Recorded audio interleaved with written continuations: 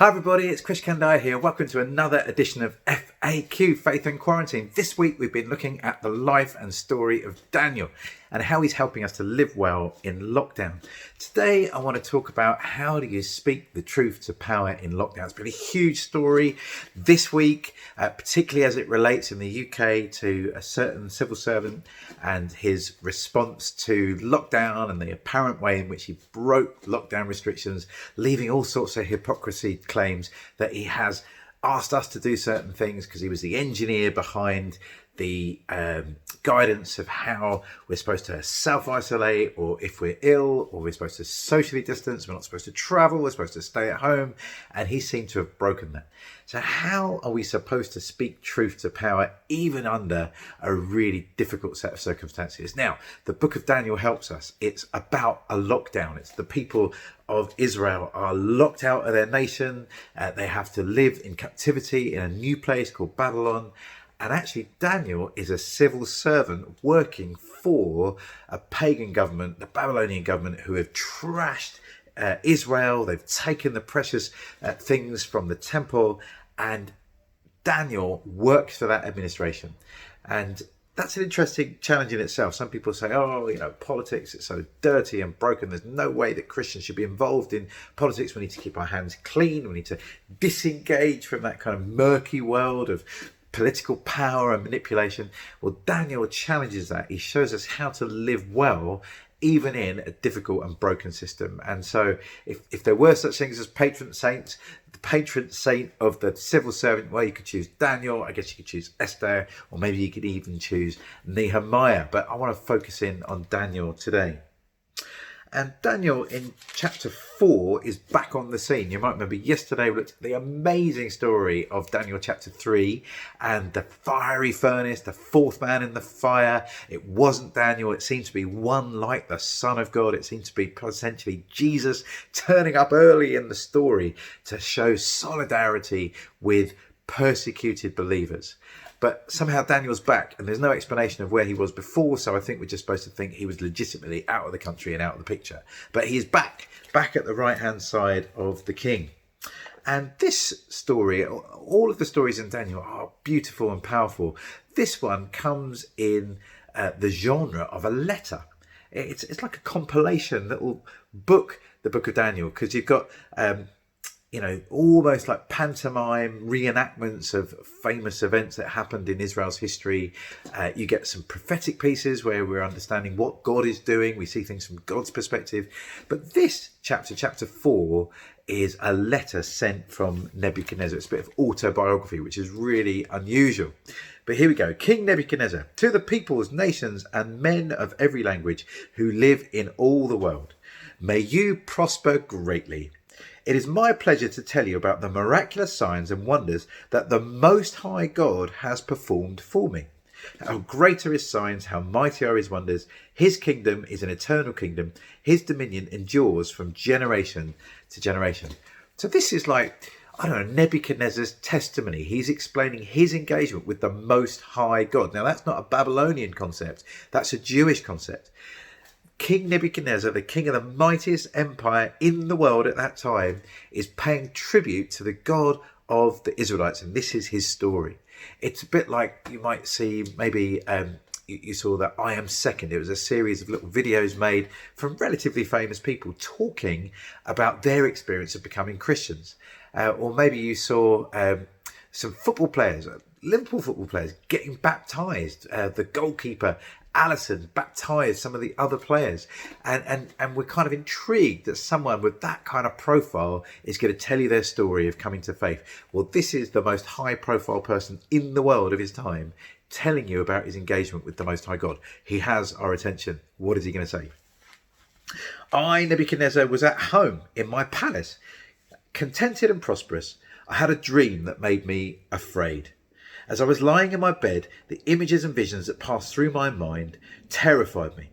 So I commanded that all the wise men of Babylon be brought before me to interpret the dream for me.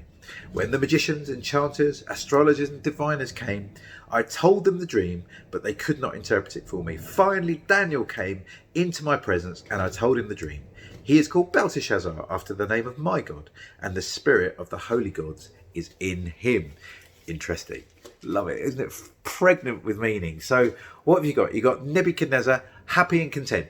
Here he is, happy as Larry, living his life, living the best life he can, incredibly rich and famous and content. But even his riches couldn't protect him from troubling dreams. In fact, they were so troubling that he couldn't sleep. He's perturbed and he calls all of his magicians and sorcerers in. Now, unlike chapter 2, where King Nebuchadnezzar was very wily, didn't tell them the dream. This time he tells them the dream, and the dream's so weird, even his magicians can't interpret it. So why he didn't go straight to Daniel in the first place? Again, amnesia seems to be an issue over and over in the Bible. Pharaoh forgot. Nebuchadnezzar forgot once, now forgets again. And so here we go. Daniel comes. I said, Belteshazzar, chief of the magicians, I know that the spirit of the holy gods is in you, and no mystery is too difficult for you. Here is my dream. Interpret it for me. These are the visions I saw while lying in my bed. I looked, and there stood before me a tree in the middle of the land. Its height was enormous. The tree grew large and strong, and its top touched the sky. It was visible to the ends of the earth. Its leaves were beautiful, its fruit abundant, and on it was food for all.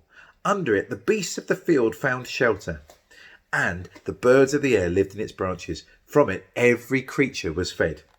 In the visions I saw while lying in my bed, I looked, and there before me was a messenger, a holy one, coming down from heaven.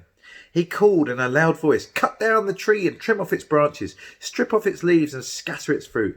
Let the animals flee from under it and the birds from its branches, but let the stump and its root, bound with iron and bronze, remain in the ground in the grass of the field. Let him be drenched with the dew of heaven, and let him live with the animals among the plants of the earth. Let his mind be changed from that of a man, and give him a mind of an animal, till 7 times pass by for him. The decision is announced by messengers. The holy ones declare the verdict, so that the living may know the Most High is sovereign of the king over the kingdoms of men, and gives them to anyone he wishes, and sets over them the lowliest of men. This is the dream that I, King Nebuchadnezzar, had. Now, Belteshazzar, tell me what it means, for none of the wise men in my kingdom can interpret it for me, but you can, because the spirit of the holy God is in you. Okay. So how come none of these magicians could work out what was going on? I'm pretty sure that even you and I, listening to this, can guess where that dream was going, this message from God. I don't think the problem was the interpretation of the dream this time. I think it was pretty clear who was being talked about. I think they're a bit too scared to give bad news. Remember that phrase, don't shoot the messenger? Well, in a lot of cowboy films and, I don't know, Games of Thrones type things, they do shoot the messenger as a means of showing their disgust at the message that he's bringing. This is such a hard message that maybe no one wanted to deliver it to King Nebuchadnezzar. No one had the courage or the guts to speak up as they should. Interestingly, the Most High God, the Sovereign Lord, the God of Israel, wrote himself into the dreams. He didn't want Nebuchadnezzar to think it was just any old God that was speaking to him. It's the true and living God above all gods that is speaking to him. Now, what will Daniel do? How will he interpret this dream? Verse 19. Then Daniel, also called Belteshazzar, was greatly perplexed for a time, and his thoughts terrified him. So the king said to him, Belteshazzar, do not let the dream or its meaning alarm you. You can see what's going on. Daniel was scared to give this kind of bad news to his king. Now, that's interesting because some people seem to delight in delivering bad news. Some people seem to always be in outrage mode. You know, they're writing all their tweets in capital letters, dropping the F-bomb, or really angry, angsty kind of interactions with the world. That is not Daniel's norm. He doesn't want to wag a finger at King Nebuchadnezzar. He could have preached it hard, couldn't he? Nebuchadnezzar, because of the evil ways, because of the way you've treated the people of Israel, I'm going to stick it to you, stick it to the man, tell you how bad you've been. Now's your moment. Now's your comeuppance. I want to put you in your place. That isn't Daniel. Even though he's seen God, he knows God is on his side. God has been with him. God has honoured him when he only ate vegetables and water when he was at university. God was with him when he gave him the interpretation of the dream. He's risen through the ranks. He's become the second most important person in the whole kingdom. And God has protected his mates from a fire that burnt even the executioners. So Daniel could be full of himself, couldn't he? Full of ego and power and pride. But that isn't how he comes across. He comes across as someone full of grace and humility. And therefore, he's troubled by the words he has to deliver to King Nebuchadnezzar. Listen to his tone. Belteshazzar answered, "My lord, if only the dream applied to your enemies and its meaning to your adversary." Okay, here it is. I'm for you. You know, even though you've messed up, you've wrecked my life, you've kind of grabbed me out of my country, you're doing appalling things to my nation, I'm still for you. I'm still looking for a way to bless you. I think that's a really important posture. We saw in Jeremiah chapter 29 in a previous episode of FAQ that the posture of God's people is to bless the nation that we're sent, that we're supposed to be for them. We're seeking the peace and prosperity of the people where we live. That's what Joseph did when he was in Egypt. That's what Jeremiah prophesied the people to do when they were in Babylon. That's what Daniel is doing. And all through history, Christians have been looking for ways to show the grace and compassion of God to those in power. I struggle with this. You know, sometimes governments do really crazy things. Sometimes you definitely need to call them out. There is definitely that tone in a lot of Old Testament language. You think of some of the prophets who are calling out injustice and the way that the poor are being exploited, speaking up not for their own rights, not saying you haven't treated me well, but saying you haven't treated the poor and vulnerable well. And there's definitely that voice that we need to bring. But that voice can still be brought with compassion, kindness, respect and dignity to those in which we have to deliver these messages. So I think there's a political posture that we Christians need to figure out. We are not the lapdog of government. We're not just going to bless them and say, look, whatever you say, whatever you do is completely right. We're going to sometimes have to challenge, but we challenge not so that we put government in its place and we look powerful, but we challenge because we care about truth, we care about justice, we care about the oppressed, and we care about the marginalised. And so therefore Daniel, Belteshazzar, speaks with great humility. Verse 20.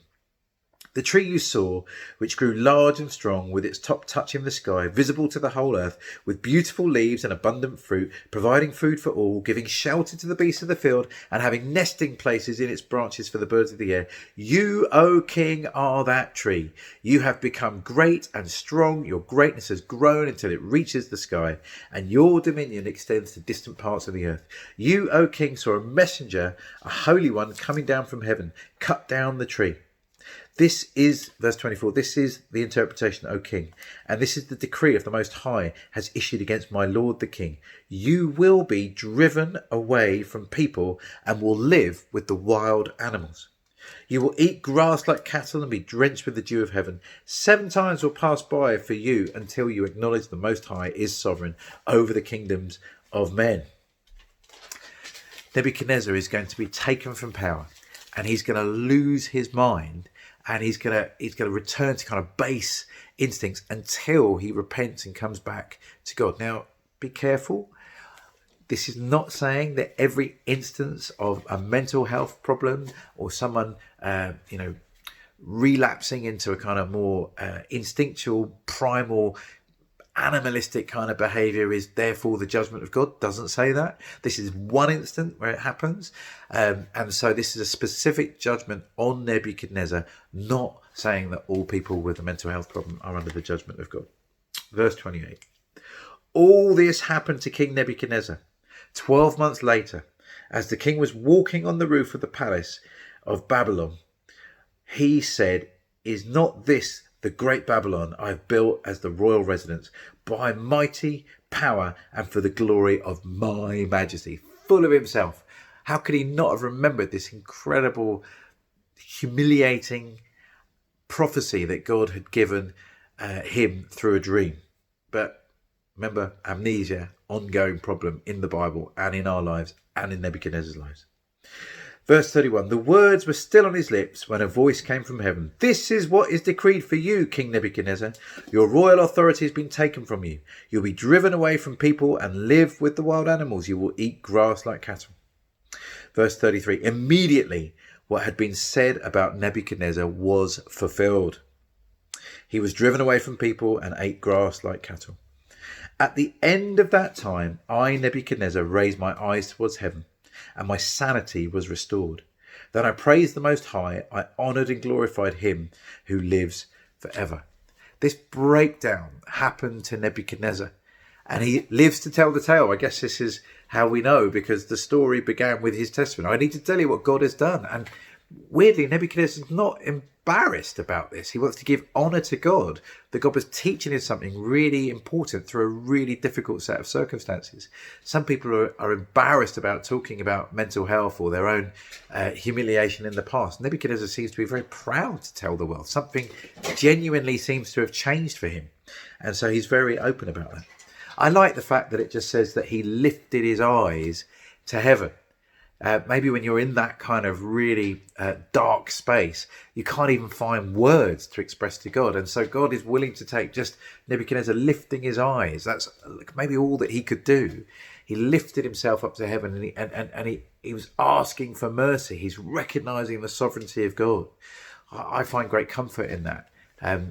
Some of the children in my care over the years have had all sorts of ongoing challenges, and they're not particularly articulate. But God is wise enough and compassionate enough to hear the prayers of his people, of those he loves, whether those are really clearly articulated words or poetry, or whether it's just an attitude or an expression. If we can show genuine humility and dependence on God, he will respond. And God restores Nebuchadnezzar because of his repentance, because of his desire to seek God. And it says this: Then I praised the Most High, I honoured and glorified him who lives forever. His dominion is an eternal dominion. His kingdom endures from generation to generation. All the peoples of the earth are regarded as nothing. He does as he pleases with the power of heaven and the peoples of the earth. No one can hold him back. No one can hold back his hand or say to him, "What have you done?" At that same time, my sanity was restored. My honour and splendour were returned to me for the glory of my kingdom.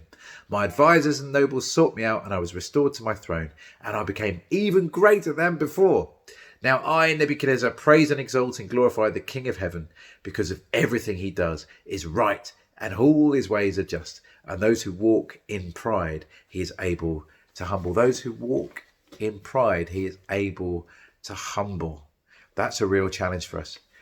As we live in lockdown with all the pressures that are there, sometimes we can be so aware of our own needs and our own suffering that we kind of become the centre of our world. Nebuchadnezzar, in the middle of his suffering, realised still that he needed to lift his head towards heaven, acknowledging that God is king, God is mighty. And that posture, the fear of the Lord, is the beginning of all wisdom, is the right posture that we're going to take if we're going to survive lockdown with our minds and lives intact. But also, that's the way that we need to live life. I think we should also be encouraged that however difficult the circumstances that we live in, think about people living in Hong Kong right now. Think about some of the challenges going on in the US right now with the whole racism scandal that's going on. Think about other places of the world that are going through oppression. If God can turn around someone like King Nebuchadnezzar, the most powerful man of his day, he could turn around anyone, and any circumstance is possible for God to intervene in. And I think for us, as we try to engage with those that are powerful, as we interact on social media or in politics, we need to do so with that same spirit of servanthood and humility that Daniel shows. Oh, King, if only this were happening to someone else. I still have to speak truth to you, but I do it graciously, compassionately. I'm not glorifying in this moment. I'm just trying to compassionately communicate the truth of God to you. That is our calling everywhere we go and everyone we meet. Friends, this book of Daniel is so full of wisdom for us right now. I'm going to continue the series next week, and we'll look at Daniel chapter 5. Hope you have a fantastic weekend. I'll see you again next week on FAQ. Thanks for listening.